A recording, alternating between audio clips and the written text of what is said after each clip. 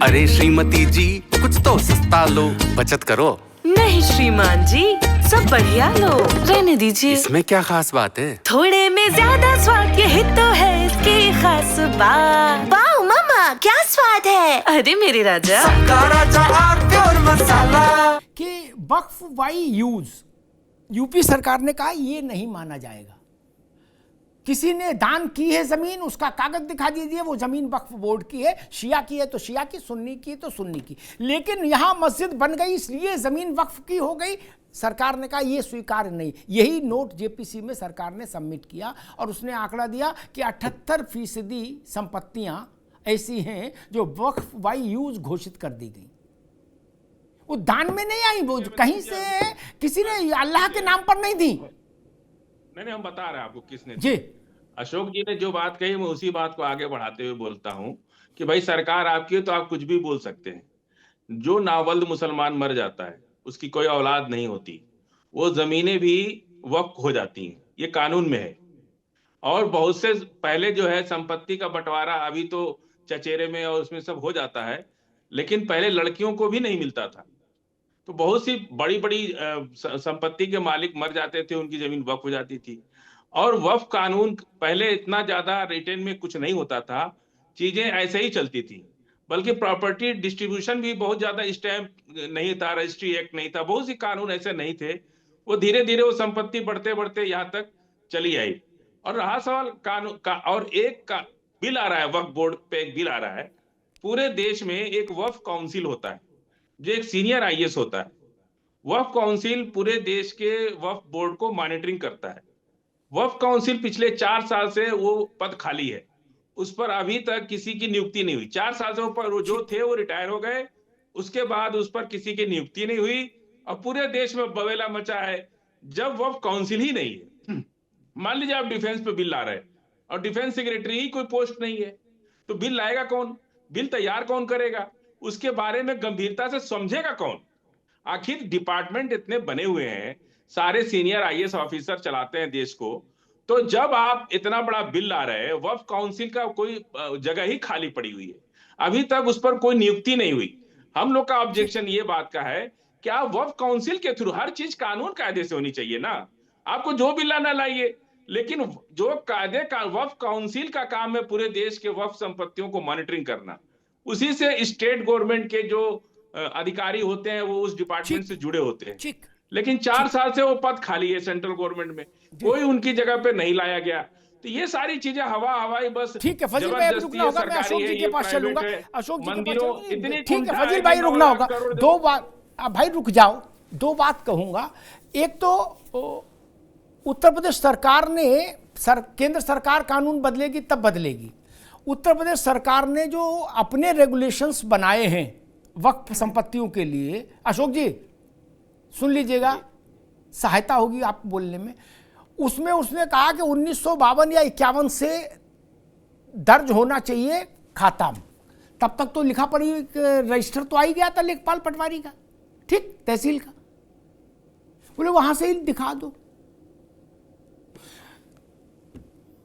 रजाक बिना औलाद मर गए तो रजाक की जमीन थी ये तो पता लगे पहले, तब ना बिना औलाद मर गए इसलिए वो वक्फ हो गई। रजाक की जमीन का तो दिखाना पड़ेगा कागज, नहीं। इसीलिए सरकार ने जो डाटा जमा किया कमेटी को, उसमें उसने कहा 78% जमीन इसलिए वक्फ की मान ली गई और उनके खाता में जोड़ ली वक्फ ने अपने, क्योंकि वहां मुस्लिम धार्मिक काम हो रहा था। दरगाह थी, खानखाह थी, मस्जिद थी। तो सरकार ने कहा यह स्वीकार्य नहीं होगा। जमीन बाकायदा वक्फ हुई हो धार्मिक आधार पर तभी माना जाएगा। इसमें तो कोई गलत बात नहीं अशोक जी। भाई वक्फ का एक व्यवस्था है ना इस्लाम में कि वक्फ कैसे होगी जमीन, उसका एक रिचुअल है, उसकी एक परंपरा है, उसका एक विधान है। और सरकार कह रही जो जमीन उस विधान से होकर नहीं गुजरी वो जमीन सरकार की है। अशोक जी देखिए अमिताभ जी, अभी हमारे भाजपा के साथी ने कहा कि वक्फ बोर्ड गलत कार्यों में इन्वॉल्व है। मुझे लगता है कि जहां तक मेरी जानकारी है कि Waqf board is not autonomous body. Waqf board is a public government body and it works under the ministry of minority affairs. तो इसमें अब अगर अल्पसंख्यक मंत्रालय के अंतर्गत एक सरकारी संस्था है, ये गलत कामों में अगर इन्वॉल्व है तो मतलब हमारा भारत सरकार इसमें गलत काम करवा रही है या भारत सरकार भी गलत काम में इन्वॉल्व है। और दूसरी चीज रत्नाकर जी ने कहा कि मजहबी जमींदारी, देखिए अमिताभ जी आप कहेंगे कि आप लौट घूम के अयोध्या क्यों चले जाते हो, लेकिन मजबूरी हो जाती है हमारी जाना। आप अयोध्या में माझा जमथरा गांव है, 2211 एकड़, सुन लीजिए आप गए नहीं नहीं सुन लीजिए, तो अयोध्या में माझा जमथरा गांव है, वहां पे 2211 एकड़ जमीन का आवंटन सेना को हुआ था, वो 2025 तक के लिए था, और फील्ड फायरिंग और आर्टिलरी प्रैक्टिस एक्ट के तहत वो जमीन अलॉट थी सेना के लिए 2211 एकड़ जमीन। उस जमीनों पे किसका कब्जा हो गया? अडानी का, श्री रविशंकर का, न जाने कितने कितने लोगों का। तो ये मजहबी जमींदारी तो की बात कर रहे हैं रत्नाकर जी, लेकिन भाजपाई जमींदारी आज पूरे देश में चरम पर है। जो जमीन सरकारी, वो जमीन भाजपाई।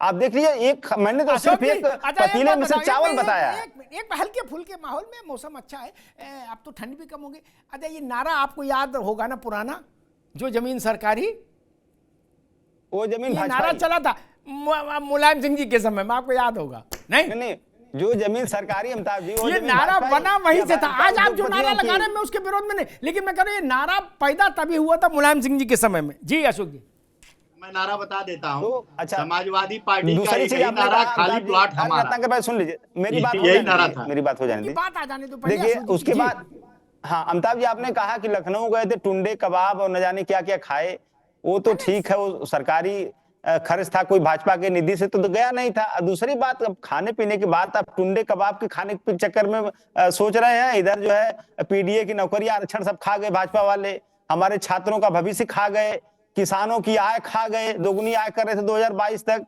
तो टुंडे कबाब में कृपया न उलझे अमिताभ जी, ये भारतीय जनता पार्टी लोगों की नौकरियां, आरक्षण, भविष्य, किसानों की आय, सब कुछ खा जा रही है। एक मिनट, मैं टुंडे कबाब में, चूंकि आपने कहा कि हमारे विपक्ष के जितने सांसद हैं वो बहुत दुखी हैं, गमगीन है जेपीसी में, तो मुझे लगा गमगीनी में शायद नहीं खाया होगा टुंडे कबाब और रुमाली रोटी, लेकिन वो गमगीन नहीं थे, ये बात लखनऊ मुझे दिखा, इसलिए मैंने अच्छी बात कही। क्यों गमगीन रहे? आपने कहा कि वो लोग उनको बोलने, एक शब्द नहीं बोलने दिए 6 महीने में, तो मुझे लगा वो लोग डिप्रेस्ड होंगे। नहीं, वो तो आनंद में थे, चापा चाप। अशोक जी ये कहना, अमिताभ जी देखिए, अब जो फॉर्मेलिटी है वो फॉर्मेलिटी तो है, अपनी जगह है, चाय पानी नाश्ता, दैट इज डिफरेंट थिंग, लेकिन अगर ग्राउंड रियलिटी देखा जाए अमिताभ जी, आपने कहा जो कहा, आपने 100% मैं उस बात से सहमत हूं कि बहुमत के आधार पर फैसला होता है, तो फिर जेपीसी के गठन करने का औचित्य मेरे समझ में नहीं आ रहा। उसको अगर जेपीसी में भी वही चीज है कि जो पार्लियामेंट में है कि हम जिसका बहुमत आएगा उसी से रिकमेंडेशन पास हो जाएगा, बहुमत नहीं, रिकमेंडेशन नहीं आएगा तो फिर डायरेक्ट पार्लियामेंट में ले आते बिल। जेपीसी का एक तरह से मुलम्मा उस पर चढ़ाने की जरूरत क्या थी सरकार को? ये बात हजम नहीं हो रही है। जेपीसी क्यों? एक बात कहता हूं, जेपीसी पर अभी चर्चाएं बहुत होंगी, लेकिन ये बात सबको याद रखनी चाहिए। भारत में आपको पता है सबसे बीभत्स किस्म का जेपीसी रिपोर्ट कब आई थी अशोक जी? मुझे कहना पड़ेगा, आज आपके अलायंस के जो लीडर हैं कांग्रेस पार्टी, वो उसके राजीव गांधी लेके आए थे, वी शंकरानंद नाम के व्यक्ति उसके अध्यक्ष थे, कांग्रेस की मेजॉरिटी थी, मेजॉरिटी भी ऐसी वैसी नहीं थी, 415 क्या 90% उनके सदस्य, 10% में, बाकी पूरी पार्लियामेंट जेपीसी में आई। क्या उन लोगों ने जो कुछ लिखना था लिख दिया, पूरे विपक्ष के सारे लोग इस्तीफा दे गए। नोट करिए अशोक जी, विपक्ष के सारे लोगों ने इस्तीफा दे दिया, काकोरी कबाब नहीं खाया, टुंडे कबाब, इस्तीफा दे दिया, समझिएगा। और जब रिपोर्ट आई, शरद यादव भी उसके मेंबर थे, जब रिपोर्ट आई लोकसभा में टेबल की गई तो मैं वहां था मीडिया गैलरी में अशोक जी, क्या गूगल की बात नहीं, ऐसे सदस्य विपक्ष के सदस्यों ने ऐसे फाड़ के ऐसे उड़ाई, फिर भी रिपोर्ट टेबल की गई, लोकसभा ने स्वीकार कर ली। अशोक जी, ऐसा महान कार्य कांग्रेस कर चुकी है, जिसके नेतृत्व में खड़े होकर आज आप ये कह रहे हो कि नहीं जेपीसी में देखिए लोकतंत्र नहीं चल रहा। अशोक जी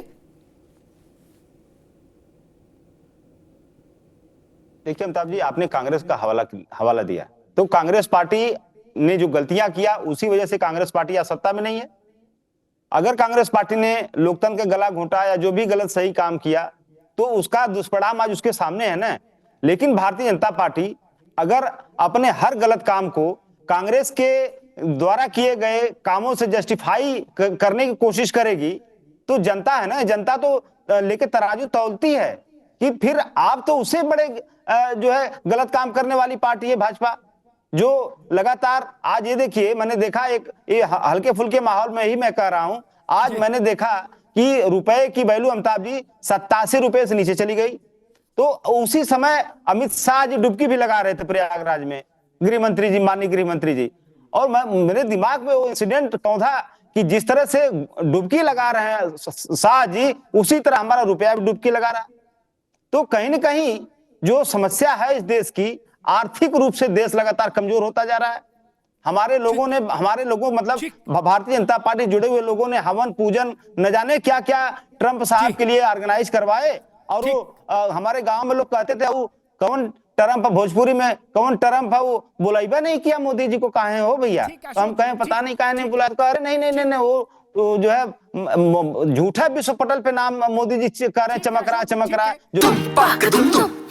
अरे श्रीमती जी कुछ तो सस्ता लो, बचत करो। नहीं श्रीमान जी, सब बढ़िया लो, रहने दीजिए। इसमें क्या खास बात है? थोड़े में ज्यादा स्वाद, यही तो है इसकी खास बात। वाओ मामा, क्या स्वाद है। अरे मेरे राजा, सबका राजा आरती और मसाला।